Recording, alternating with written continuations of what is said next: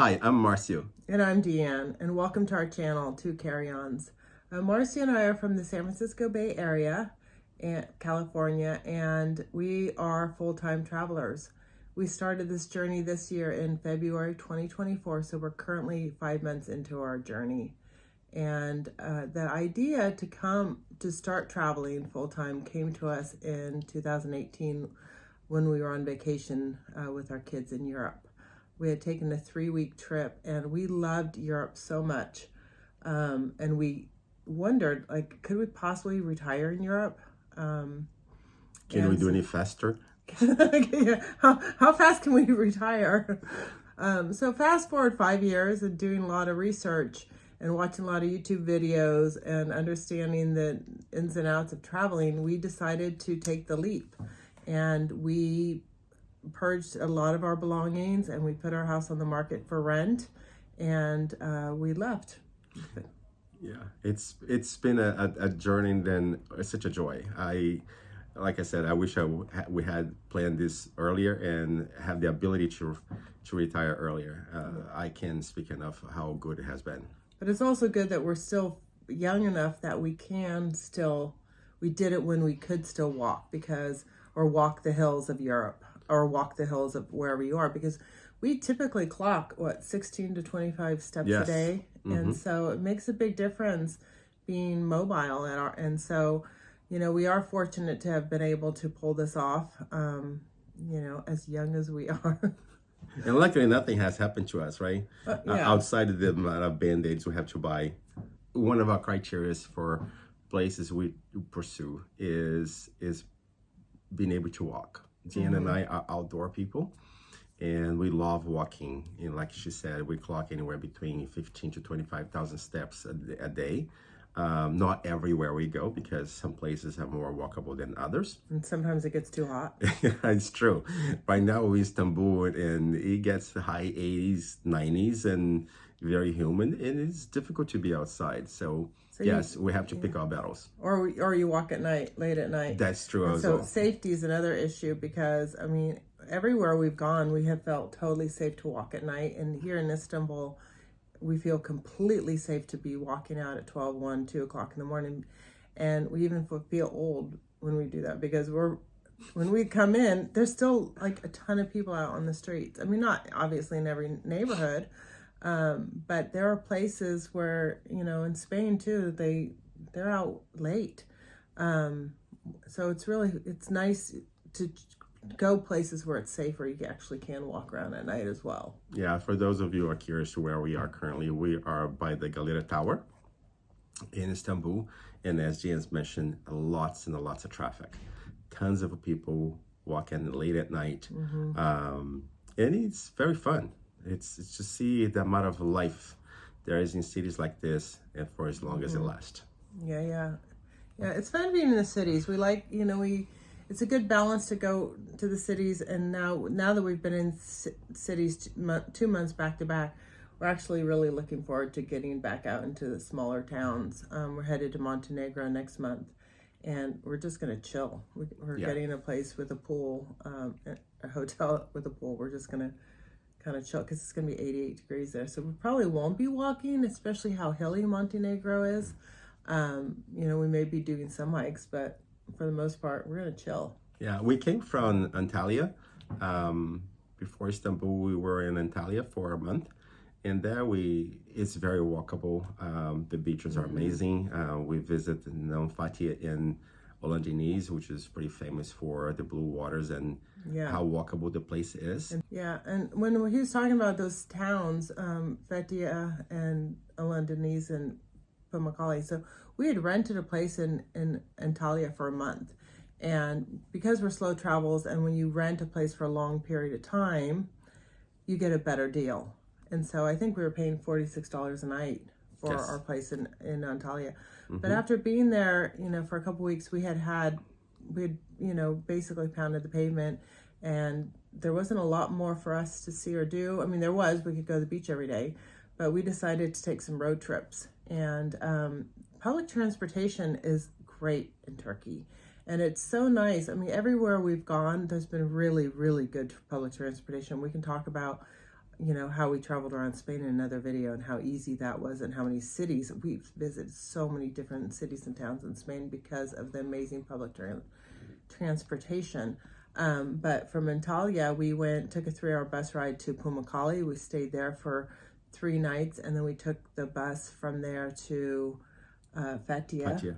And stayed there for 3 nights, and then we had planned to only stay there for 3 nights total, and then go back to Antalya. But we took a day trip or a bus to this little beach area called Hollandaise, and we fell in love.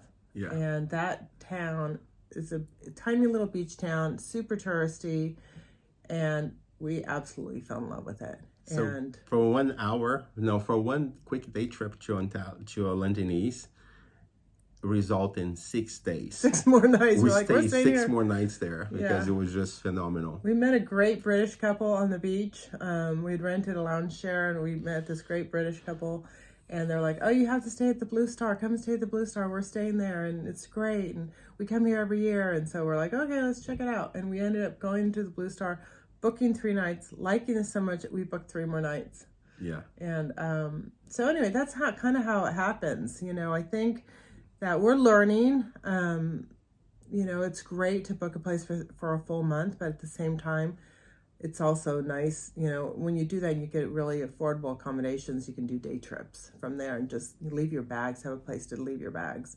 And if it's affordable enough, then we pay double lodging for those few days, and it added to the budget, but it was well worth it because we were there, and this little beach town, these 2 areas near near Antalya are amazing, and we will definitely go back there, and we'll do a video 100%. On Fethiye and Hollandaise because we just had such a great time there, and we may even go back in September. That's how much we liked it. Yeah, the place is beautiful. It has the bluest water I've ever seen in my life, and I grew up in the coast, so from Brazil into the United States, but I've never seen a water that blue in my life. But something to be said, as pretty as the place is, the people are just amazing. Yeah. We just in love more with the people from the area than actually the place itself. The food is great, but the people, they're so welcoming. Yeah. It makes you feel very homey. We found that probably in every country we go to, we really love have not had any bad experiences. Everywhere has been nice. Everybody has, everybody's different in each country. I think there's a little cultural nuance. As good as it sounds, we need to talk also about affordability. All these things we're talking to you guys about it comes high season, right? And from next month on becomes the high season, July, August, and the middle of September. And the story changed a little bit, right? Every place we have been, fortunately enough, we're being very affordable. But when it comes to July and August, mid-September, the price is almost double. Yeah. So we have to be careful what place to pick. The places we have been in, such as the apartment we are today in Istanbul, it will be very different next month. Yeah, some places that are, you look at, I'm sure we've all done this, and we did it. Like, where's the most affordable, budget-friendly vacation spots? Those places may not be that budget-friendly in July and August. It doesn't matter. It seems to us that even the places that are super affordable accommodations in July and August, you need to be prepared to spend at least $100 a night for accommodations and up. But for the most more affordable places, that in Antalya, where we were paying $46 a night, it's going to be probably $100 a night in July and August. So it makes a big difference, but you just have to realize, save your money for July and August because there's no way around it. And one of the things when doing our budget, we learned, because we were basing some of our numbers on when we were there in 2018, and then we went back and did like a pilot program in October 2022, because we were seriously thinking about that. At that point we were pretty set on traveling, and we wanted to kind of experience it for a month and see what it was really like to live abroad in a country for a month. So we went to Portugal for a month. Yes. And went to 3 different locations. So we had a good taste of each location for like a week and a half.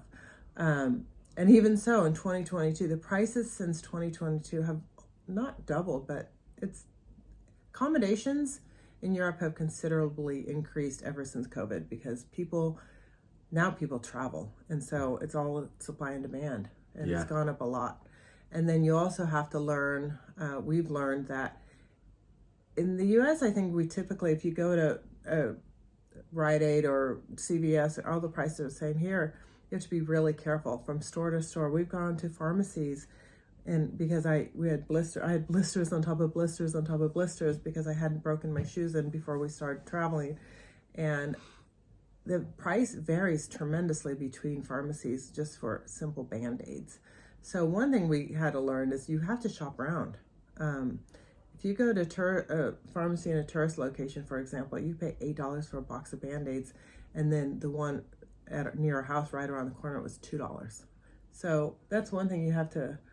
We're not used to having to shop around like that, but I think we get into some other countries, and you really do have to shop from store to store and get prices. And we're only talking about Band-Aids, but it adds up. It does. Every little thing adds up, like Deann is mentioning.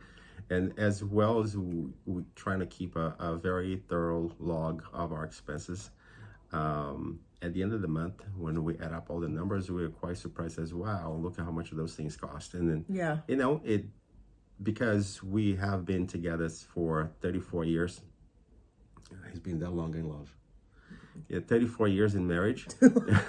We know how to live within our means. At the end of each month, we figure out, okay, where we can do better. And that's as practices we have in our lives.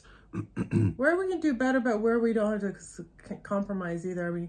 One of the things that we do is we strategically pick a good Airbnb. And when we look for an Airbnb, we find a place that has a good kitchen and a washing machine. Because those two things will save us a lot of money. It does. And so the reason why kitchen's so important is because when we're home, we don't eat out hardly ever. It's just very expensive to eat out in the United States. And when you're in a tourist location, it doesn't matter how affordable the country is. If you're in a tourist location, the prices for food in restaurants are going to be high. Not maybe as expensive as the U.S., but it can get pretty close. And in some places, actually more expensive. Yes. But so we don't eat out in the U.S. a lot, and we don't eat out when we're abroad. If sure you want to try the local cuisine, and we do. We definitely go out and enjoy the local cuisine. But what we like more is to actually go to the farmers markets and figure out what the local ingredients are and figure out how to cook them. Yeah. And that to us is what's really, really fun. Yes, we love just crack a bottle of wine, listen to some good music. Even here in Istanbul, we have a playlist about Turkish music, and we love it. We love Turkish music, and Spotify, we have a playlist for Turkey now. It's great. Yeah, and so we cook at home. We enjoy checking to see what other countries have to offer in terms of cuisine, and we're trying to get as close as possible. Unfortunately, they have a far more experience than we do, but we try, and we had some great time in Spain, cooking in Spain. Going to farmers markets, grocery stores, looking for recipes. Then we'll cook to traditional food in Spain, and here we try to do the same thing. It's been fun. I very much enjoy that. Yeah, it's fun because like in the U.S. we love shopping at the farmers market, but in the farmers market in the U.S. food's more expensive than the farmers market. Here, in most of the countries we've been to, the farmers markets are less expensive than the grocery stores. Yes. And you get the freshest produce, the freshest meat. You get to meet the vendors, which is just amazing. Like Marcio was saying about in Spain, we went to this restaurant and they had bull's tail on the menu, and I was like, oh my God, it's so expensive. And we're like, can we figure it out? Can we make it? Yes, you did. Yeah, and we did. And we went to the farmer's market. We met this great guy, and you can get the better. I don't know what kind of quality bull's tail was in the restaurant, but we got the highest quality bull's tail we could find. We talked to him. He showed us some of the different ingredients that he recommended putting in. We got on YouTube. We got more recipe ideas, and Marcio made the most amazing bull's tail that I have ever had. Thank you. Yeah, it was amazing, and I love bull's tail. I've had it several times, and it was phenomenal. People's farmers market, they are there to help you. Yeah, and impressive, like I've never seen this before. Yeah. They actually teach you how to shop based on food that are seasonal. Well, they're so impassioned by it. We're Yeah. gardeners. We have a huge garden at home, and I miss my garden. So, one of the other things I think, back to the Airbnb, choosing an Airbnb, we also look for a good location, right? For public transportation. So Yes. we read the reviews, and we make sure that it's in a location where there's public transport, either bus stop or metro station nearby. And also, key is that there's a grocery store nearby within walking distance, because we're going to be carrying those groceries back on foot. We don't want to have to take public transportation to go to the grocery store. Yeah. And it has been actually very helpful to us from Valencia all the way to Istanbul, where we start in Valencia and today we're in Istanbul. Public transportation has helped a lot, a lot. Yeah, we've saved a lot of money. We barely take taxis. I mean, I think we take a taxi. We typically, I would say, take a taxi to get from when we come into a new city, whether we come in via airport or bus station or train station. We usually will take a taxi from there to our Airbnb, because one thing in Europe, or we found there's not as many street signs, and it's kind of sometimes hard to find your accommodation. Your address, yes. It's super hard, especially in an old city where they block it off to cars, and you've got to walk. They drop you off near your Airbnb, and you've got to walk through the old city to find your accommodations. Oh, and you're dragging your wheeled suitcases over the cobblestones. So it's just easier to have a taxi bring you as close as possible and tell you which way to go. Once we know where our house is, then we get our bearings straight, and we figure out how to manage the public transportation. And Deann is really good at it. Oh my goodness. She knows all the lanes of the metros, the trains, the buses. Apps. They're called apps. I download all the maps, and I figure out every place, mostly everywhere you go, it's going to require either a bus card or a metro card. So we figure out how to get that, how to load it, and then we download the apps with the maps. And then from there on, we're locals. We can figure our way around town super easily. And from that point on, we don't need taxi anymore. Even recently, we had our kids come and join us in Istanbul, and we went to pick them up in metro. We're going back to the airport in a metro, and it's an hour and 20 minutes to the airport. Yes. Via metro, and you'll have to change twice, but it's a long way. But there's no traffic. It's air conditioned, and it's so clean. And I would say the metros in Turkey are probably the cleanest, nicest metros I've seen yet. Clean and modern. I mean, the section to the airport, you feel like you're actually in the airport already. It's so clean and modern. You feel like you're in the newest, Istanbul has a beautiful new airport. So all the way to the airport, you feel like you're already in the airport. It's so clean and modern. So we picked up our kids, and then we brought them back via metro with their luggage. And then we went to Cappadocia with them. So we had to go back to the airport and back again. And it was just like so easy. We were trying to explain to them what the experience was taking the taxi. And it was night and day. Yeah, and it comes to a different appreciation. Even our kids appreciate it. We say kids, they're young adults. They have a completely different appreciation now for public transportation, something we don't have in the United States. Yeah. There's no fault here. It's We have just a 5 different cars experience. in our family, which is absurd. And here we just don't have any at all. Yeah. But what we go from here? Yeah, I mean, basically, when we started thinking about traveling, we used a lot of YouTube. We got on YouTube, and it saved us, because I used to travel a long time ago. Lived in Spain and China when I was younger, and Marcio's from Brazil, and we've done some traveling, and things have changed. I mean, you have Google Maps now. You have Google Translate.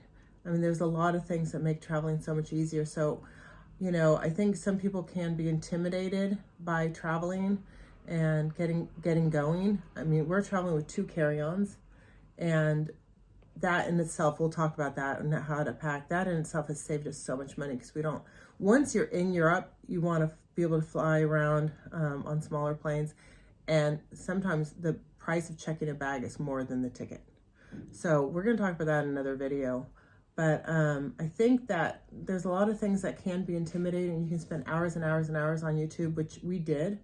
And so our goal with this channel is just to kind of chat with you and kind of consolidate a lot of ideas in one video, just to make it easy and share our experiences. We've made some big blunders, and then we have some huge wins that we'd also like to share.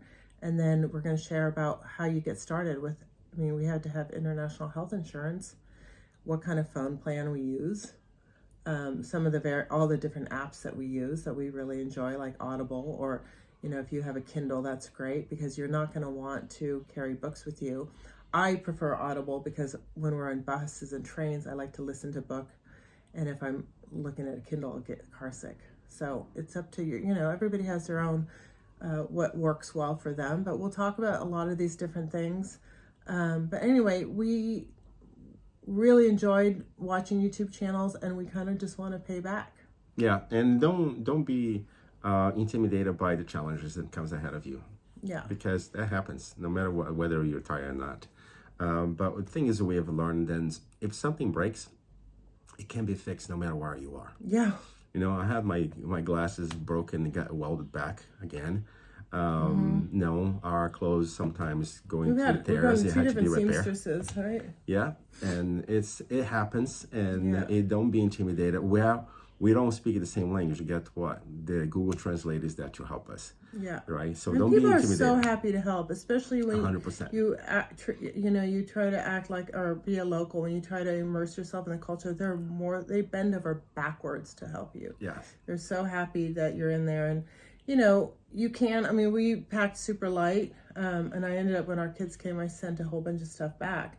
But the reality, you can replace things. You don't need to bring so many pairs of pants and shoes. Bring good shoes. Cover that in another video. Bring good shoes. But you can get, we've had clothes sewn. If you really like something, you can get it sewn. You don't have to throw it away. Yes. And he's had his watch fixed, his glasses fixed, his shorts fixed. Yes. So we had our teeth cleaned. So basically, because we're full-time travelers, we have to act like we're locals. We are locals, right? And you still have to have your teeth cleaned. So we had our teeth cleaned when our kids came. We had such a great experience having our teeth cleaned in Turkey that when our kids came, we're like, hey, you guys want your teeth cleaned? They're like, yeah. It was such a great experience. And, if you need a new prescription on your eyes, eyeglasses, you can have that done. It's like people in these other countries, they also wear clothes. They also have their teeth done. They have their hair cut. I've had 2 haircuts since I've been traveling. Me too, believe it or not. He's had several, like every month. So all these things you can get done. You don't have to feel like you have to pack your whole kitchen, for example. Actually, I did. I bought a frying pan because sometimes you do have to buy. Sometimes when you're in Airbnbs with scratch pans, you may have to buy a pan, but that's okay. All right. So if you like this video, and I hope you do, please subscribe and give it a thumbs up. Yeah. We plan to release a video every week and a half, maybe 1 or 2 weeks, and hopefully that adds value to you.